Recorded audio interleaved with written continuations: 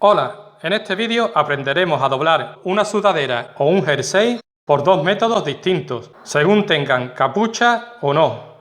Comenzamos doblando una sudadera o jersey sin capucha. Doblamos las mangas,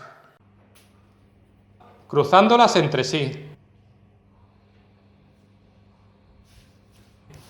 Doblamos desde arriba hacia abajo.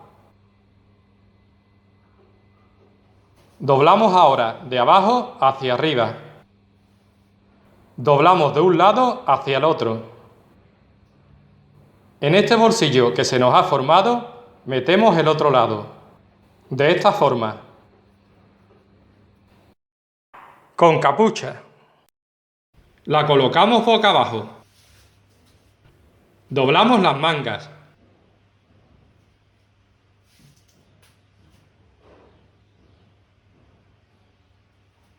Doblamos cada lado, montando ligeramente uno encima del otro.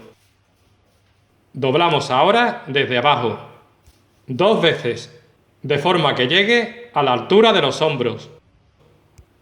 Doblamos la capucha hacia atrás y envolvemos con ella toda la sudadera. De esta forma.